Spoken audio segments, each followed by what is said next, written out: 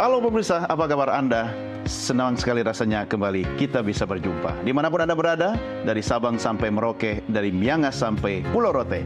Tentu bersama kami lagi dalam program Doncast dengan saya Doni The Kaiser dan saya Don Bosco Slam. Apa kabar Bang Don? Baik. Sehat ya, tos dulu Bang. Kalau Bang Don baik, saya juga happy. Ya, mudah-mudahan diskusi kita kali ini lebih membahagiakan karena kita bicara politik ini. Membahagiakan dan mencerahkan. Mencerahkan. Apalagi tamu istimewa kita kali ini sudah tidak asing lagi. Dia seorang akademisi, dia seorang peneliti utama dan pendiri dari Indikator Politik Indonesia. Langsung saja. Dan tiap hari selalu ada. Ada terus ya kan. Langsung saja Profesor Burhanuddin Muhtadi. Saya sangat bangga karena saya masih kenal kecilnya. Waduh. Iya. Prof Burhan apa kabar? Waktu masih Baik. Oh, ada rahasia-rahasia. Ada. Sepertinya ada pengalaman masa lalu. Apa ini? Kalau ini tahun Don beneran, 98. kalau ini Don Doni. Tahun 98 dia ini 98 kan ya? termasuk demonstran, Ya. aktivis. Dia ini gengnya Yayan Ciputat. Ya. Lalu setelah demo, mereka datang ke kantor saya di Oke, SCTV. di Gatsu ya? Bukan di Gatsu, di Jalan Panjang. Oh iya, Jalan Panjang. Iya, Di situ minta makan siang.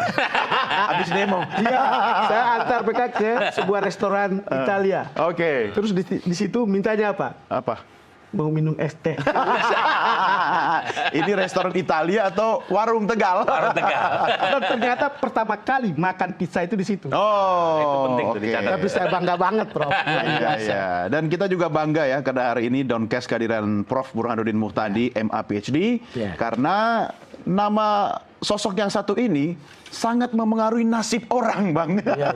Apalagi kalau kita bicara kontestasi politik. Dan dalam pengamatan saya, dia standar tentang kredibilitas sebuah survei. Nah, itu yang paling penting, soal kredibilitas. Iya, tapi saya tidak akan membahas soal elektabilitas seorang Burhanuddin Muhtadi. Karena nggak nyalon.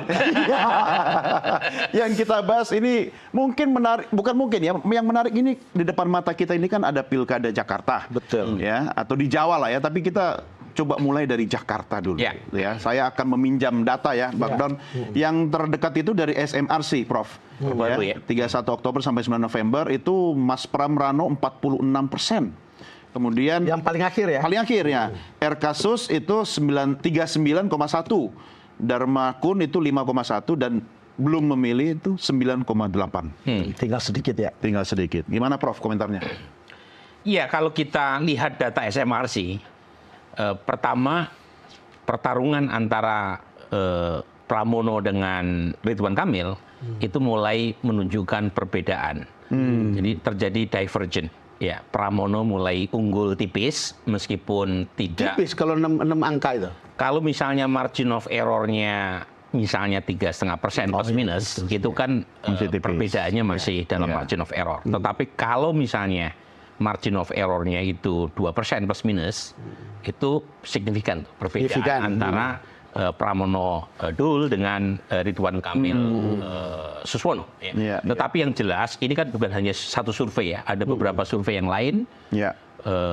Saya tentu punya survei tetapi tidak kita rilis, tetapi yang paling pasti dari data yang dirilis mulai dari poll tracking yang kena semprit, kemudian juga PPI, kemudian taruhlah lembaga-lembaga yang merilis belakangan seperti LSI, kemudian LSI DNICA, Betul. ya, itu Kompas ya, Ya. itu range-nya itu antara 38 sampai 46%. Iya. Nah, model net silver itu biasanya di Apa rata-rata. maksudnya model net silver?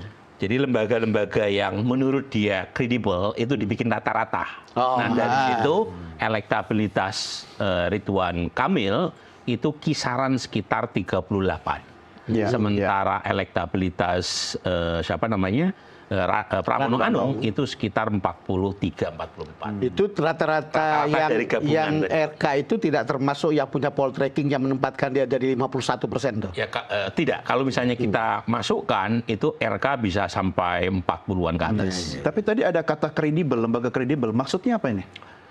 Ya, paling tidak yang tidak dipersoalkan oleh Dewan Etik ya. Jadi yang dipersoalkan Dewan Etik nggak kredibel gitu. Ya, kalau Dewan Etik kan satu institusi yang menjaga profesionalitas anggota Asosiasi Lembaga Survei. Jadi sudah pasti kalau melewati Dewan Etik, itu secara saintifik itu sudah bisa dipertanggungjawabkan. Ya, saya sendiri juga dipersoalkan oleh beberapa media karena hasil survei saya di NTT itu berbeda dengan Foxpol. Dua-duanya indikator maupun Foxpol anggota dari Persepi. Kita mau dipanggil nih sama Dewan Etik, saya siap untuk menghadiri, mempertanggungjawabkan data saya. Ada argumentasinya. Tapi Foxpol kan mengundurkan diri. Ya.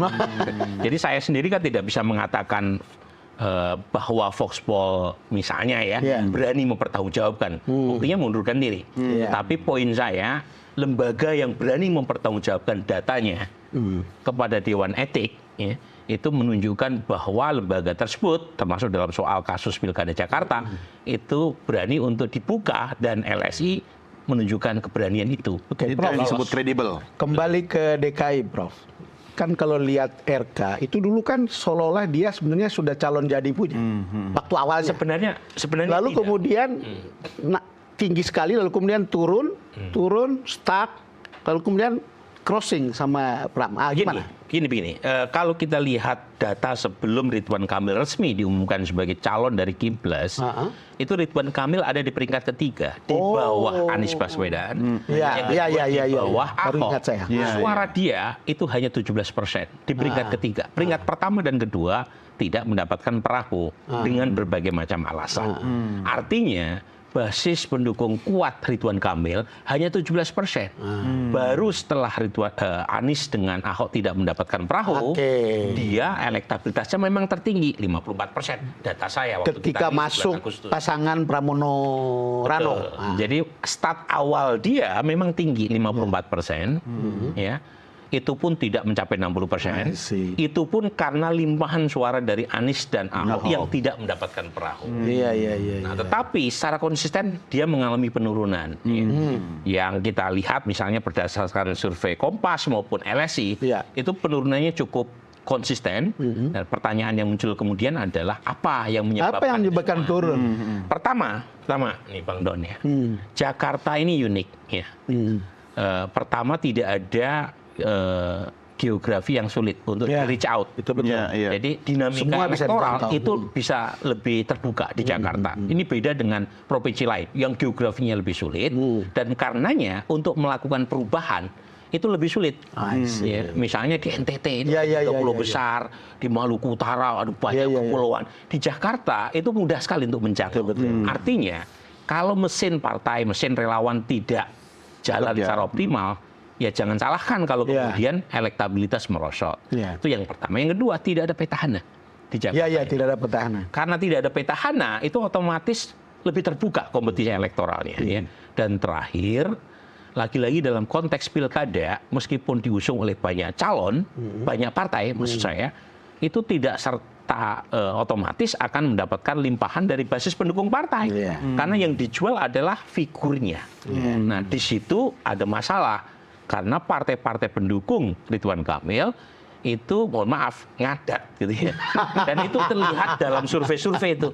Basis pendukung partai-partai yang selama ini di belakang Ridwan Kamil itu banyak yang bocor ke Pramono dan Dul. Kenapa ngadat itu, Prof? Nah, saya melihat ya beberapa partai pendukung Ridwan Kamil itu merasa ini bukan pertarungan mereka, ini pertarungan Ridwan Kamil dan Suswono, lebih khusus lagi adalah PKS. Jadi PKS dianggap yang paling punya banyak kepentingan terkait dengan pasangan ini. Yang kedua Golkar, karena Ridwan Kamil adalah calon atau kader dari Partai Golkar. Jadi partai-partai pendukung yang lain itu tidak merasa bukan kepentingan mereka secara langsung. Tapi PKS sama Golkar kan termasuk besar sebetulnya sudah besar. Tetapi masalahnya kantong PKS juga tidak solid. Tidak solid. Kenapa PKS tidak solid? Nah, ini menarik nih. Kalau kita lihat ada banyak split ticket voting dari basis PKS yang berasal dari etnik Betawi. Jadi mereka pemilih PKS yang etnik Betawi itu kesedot dengan Rano Karno. Jadi benar ya pakai nama Sidul ya. Nah, itu strategi PD Perjuangan menambahkan nama dalam nama Rano Karno itu. Supaya asosiasi antara Sidul dengan kalangan Betawi itu Betawi. lebih kuat. Iya, iya. Dan itu berhasil memang. Jadi segmen pendukung Betawi, kita tahu itu nomor 2 terbesar, kedua di Jakarta, itu mereka yang berafiliasi dengan etnik Betawi, yang merasa sebagai etnik Betawi, sekitar 27%. Itu mayoritas memilih Pramono Dul. Cuma Prof, ini kan Mas Pram ini kan tadinya bukan siapa-siapa. Iya. Tidak dikenal kalau kita bicara kontestasi pilkada ya. Iya. Ya, kalau di pusat ya sebagai tokoh elit dia pasti kita tahu lah gitu. Tapi kan dia sempat hadir di sini Bang Don. Dia sempat hadir di sini dan bilang setiap hari akan ke 12 titik. Dia langsung Yang tadi kan Prof bilang orang bisa dijangkau. terjangkau Jakarta. Sementara apakah jangkauan dia ini memang lebih besar dibanding yang dijangkau oleh Iya. Ridwan RK. Kamil? Nah, selain itu, ini yang penting, Nah, warga Jakarta 5 kali lipat lebih well educated ketimbang nasional. Lebih well connected dengan sosial media. Kemudian juga lebih sejahtera. Nah, ini yang membuat warga Jakarta itu lebih aware terhadap isu-isu yang muncul di media konvensional maupun media sosial. Dan itu yang menjelaskan mengapa ya seorang Pramono Anung yang awalnya popularitasnya rendah itu cepat naik. Ini beda misalnya kalau Iya, Pramono iya, Anung iya, maju iya, di wilayah yang ada petahananya, misalnya kayak di Jawa Timur. Iya, iya. Berat juga buat Berat. Ibu Tri Risma hari ini. Atau maju di wilayah yang medannya susah. Untuk bisa meningkatkan popularitas itu berat sekali. Karena di tempat lain tingkat kemelekan atau literasi terhadap sosial media kecil. Di Jakarta 90%. Mesin partai sendiri PDI Perjuangan gimana?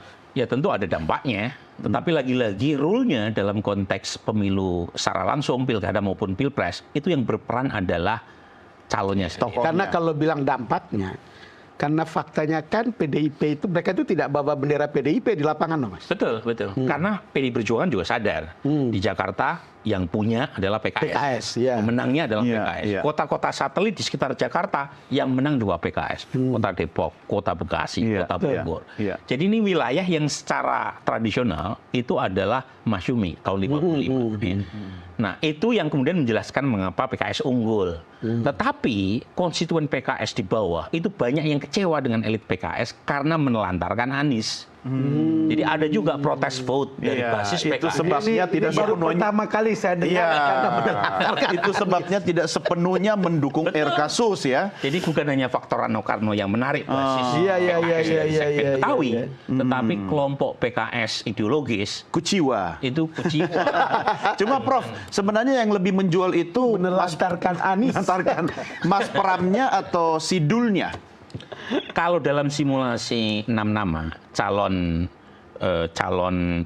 gubernur maupun calon wakil gubernurnya, ini semua survei itu menunjukkan clear elektabilitas Rano Karno lebih tinggi ketimbang Pramono Anung. Oke, berarti memang tepat memang Masuk tingkat kesukaan. Iya, Ibu Mega memang pintar ya melihat iya. konstelasi bahwa secara elektoral Rano Karno memang lebih populer ketimbang Mas Pram. Dan Mas Pram juga tidak menolaknya. Iya. Kali-kali dia mengakui Iya, iya. bahwa Rano Karno punya kontribusi elektoral yang Jadi kesimpulan SMRC hari ini adalah bahwa potensial Pram Rano menang 1 putaran. Kesimpulannya. Saya sendiri masih membuka opsi bisa 1, bisa 2 putaran. Ya, karena untuk 1 putaran SMRC angkanya 46%, artinya butuh 4% plus. Iya. Nah, apakah itu masih memungkinkan? Masih, karena masih ada 9% yang belum menentukan pilihan, kan? Tetapi jangan lupa angka 46 kan bisa dibaca secara optimis ke atas, Betul. bisa dibaca pesimis ke bawah, sesuai dengan margin of error, kan? Dan jangan lupa di antara banyak lembaga survei yang merilis, angka buat Pramono Anung menurut SMRC itu kan paling tinggi, paling optimis. Iya. Kan Kompas misalnya sekitar 39%, kan? Kemudian lingkaran Denny JA itu sekitar 37%. Tipis itu. Ya. Sangat Jadi tipis. neck to neck ya. Tapi poin saya adalah terbuka untuk 1 putaran, terbuka juga untuk 2 putaran. Tetapi yang pasti, yang evidennya kuat secara statistik adalah kalau terjadi 2 putaran, itu yang tidak lolos adalah pasangan Darmakun. Nah itu terjadi kesepakatan ulama survei. Terjadi ijma ulama survei. Kalau terjadi 2 putaran yang maju Pramono versus Ridwan Kamil, yang tidak lolos adalah Darmakun. Kalau itu firm ya. Itu hakimnya siapa itu? Tapi kita akan masuk ke putaran kedua setelah kita rehat dulu. Karena itu pemirsa, jangan kemana-mana, Downcast segera kembali sesaat lagi.